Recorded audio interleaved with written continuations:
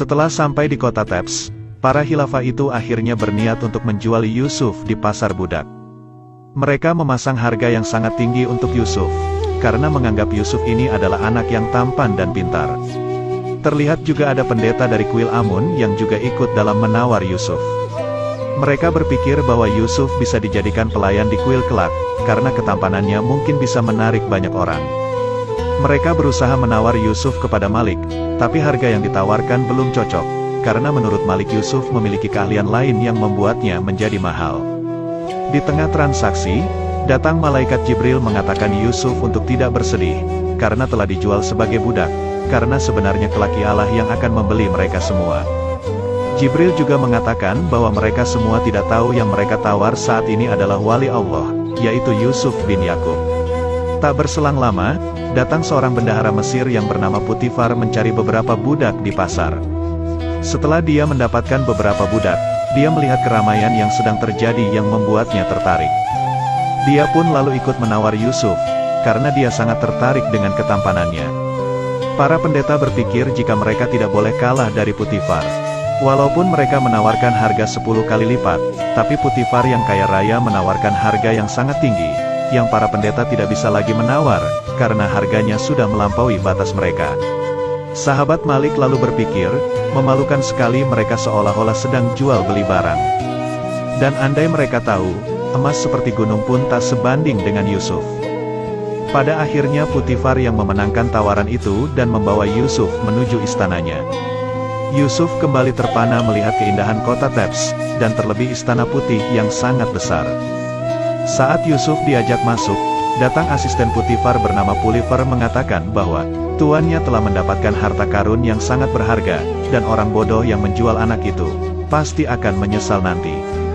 Putifar membeli Yusuf ternyata untuk menghadiahkan kepada istrinya yang bernama Zulaikha, agar menjadikan Yusuf menjadi pelayannya dan mungkin saja dia akan diangkat anak oleh Zulaikha nantinya. Zulaikha yang melihat Yusuf pertama kali pun langsung terpana melihat ketampanannya. Ketika dia mengetahui nama anak itu adalah Yusuf, dia berniat akan mengganti nama yang cocok untuk tinggal di Mesir. Pulifer pun memberitahu nama Mesir yang mirip dengan Yusuf yaitu Yuzarsif. Nama itu akhirnya menjadi nama Yusuf saat ini, karena Zulaikha juga sangat menyukai nama itu. Jadi sekarang kita menyebut Yusuf dengan nama Yuzarsif saja, agar nantinya kita tidak kebingungan. Yuzarsif lalu ditunjukkan kamar tempat tinggalnya oleh Zulaikha, yang membuatnya merasa senang dan kembali berterima kasih kepada Allah, karena telah memberi karunia sebesar ini. Jibril lalu datang dan mengatakan kepada Yuzarsif, bahwa inilah yang Allah janjikan kepadanya. Dan nantinya dia akan diberi kedudukan yang tinggi, lalu Yuzarsif juga akan diajari ilmu takwil mimpi yang akan melebihi tafsir mimpi pendahulunya. Yuzarsif juga akan mendapatkan pengetahuan dan keahlian, tanpa seorang guru satupun.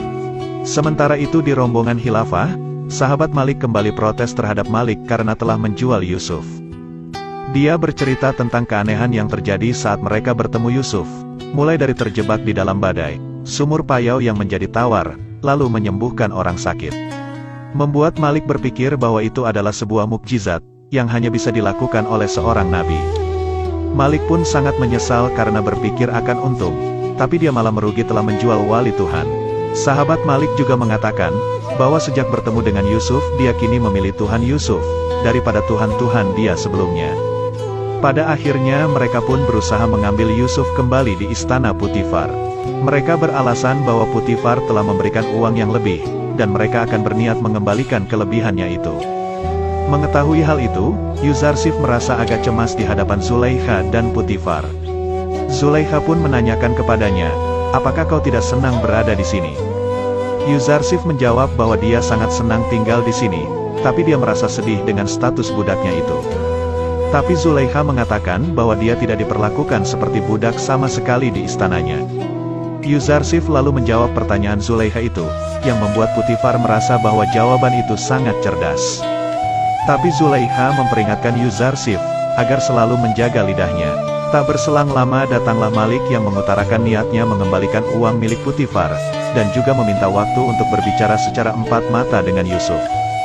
Putifar pun mengizinkan dan mengatakan pada Zulaikha, bahwa penjual itu saja keberatan berpisah dengan Yuzarsif.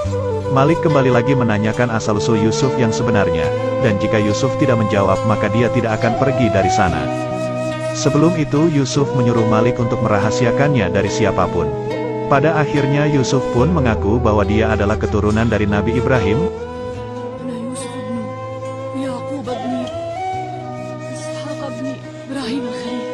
Malik sangat merasa berdosa karena dia telah menjual saudara sepupunya sendiri. Karena Yusuf merupakan cucu dari Nabi Ishak, sedangkan Malik cucu dari Nabi Ismail.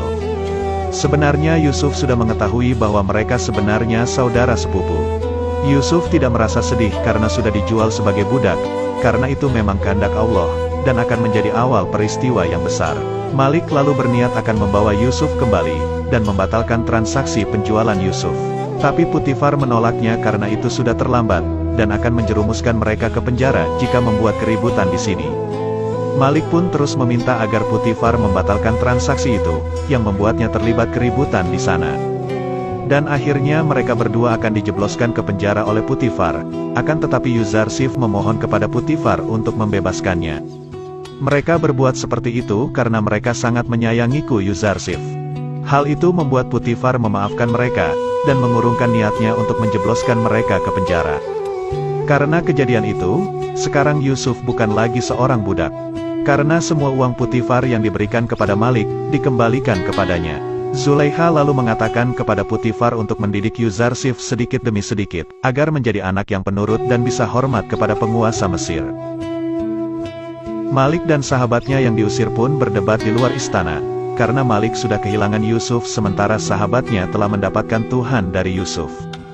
Oleh karena itu Malik berniat akan menunggu Yusuf di Mesir, sedangkan sahabatnya disuruh pulang menuju kampung halamannya bersama para khilafah yang lain. Singkat cerita Yuzarsif yang sudah didandani oleh Kalimama asisten Zulaikha, terlihat sangat tampan dan bersih, yang membuat Zulaikha merasa terpesona kepadanya. Kalimama juga memberikan surat bukti penjualan Yusuf yang saat itu ditandatangani oleh Samun dan Malik. Setelah Putifar dating, dia disuruh Zulaikha untuk mendidik dengan benar, agar bisa menjalankan kehidupan di dalam istana dan bersikap di hadapan para pembesar di Mesir. Kalimama memulai menghasut Zulaikha, jika Yuzarsif tidak mempunyai tata karma, karena tidak mau tunduk kepadanya. Tapi Zulaikha malah memuji Yuzarsif karena terlihat tampan menggunakan pakaian itu. Setelah itu Putifar mulai mengajak Yuzarsif berkeliling istana, dan menjelaskan semua ruangan-ruangan penting di sana. Mulai dari ruangan khusus bagi Putifar dan Zulaikha yang memiliki 7 pintu, dan jika pintu itu sudah ditutup semua, maka tidak akan ada yang bisa keluar. Karena kunci pintunya hanya dipegang oleh Zulaikha. Kemudian Putifar menunjukkan perpustakaan, dan juga ruang istirahat bagi Putifar. Lalu ruang makan bagi mereka, yang selalu disajikan makanan kelas 1 dan buah-buahan yang segar. Setelah keluar istana, Yusuf ditunjukkan ruang para budak dan pelayan istana, di mana nantinya akan lebih sering mengunjungi tempat ini daripada tempat lain yang ada di istana. Selanjutnya Putifar menunjukkan ruang pembuatan kertas yang biasa untuk menulis warga Mesir. Di sini Putifar mengetahui jika Yuzarsif bisa menulis dan membaca, yang menurutnya itu adalah berkah bagi Putifar dan Zulaikha. Ketika mereka sampai di ruang penyimpanan makanan, salah satu pelayan di sana terpana melihat ketampanan, yang membuatnya menumpahkan makanan yang sedang ia siapkan. Di sana Putifar mengumumkan bahwa sekarang Yuzarsif akan membantu dalam membagikan makanan ke semua penghuni istana. Karena Yuzarsif adalah anak yang cerdas dan bisa menghitung makanan untuk setiap bagian masing-masing. Yang terakhir Putifar menunjukkan kuil Amun, di mana mereka menyimpan dewa-dewanya di dalam sana. Yuzarsif langsung menyindir bahwa dewa-dewa mereka ternyata membutuhkan tempat tinggal. Ketika akan kembali ke dalam istana mereka melihat ada kejadian, di mana ada pencuri yang sempat mencuri barang berharga milik Zulaikha. Tapi sang pencuri itu tidak mau mengakuinya, yang membuat salah satu pekerja di sana menjadi korban sang pencuri. Mereka berdua saling berargumen dan mengatakan bahwa mereka bukanlah seorang pencuri. Kemudian Yuzarsif memiliki cara untuk mengungkap siapa pencuri yang sebenarnya, dengan caranya sendiri.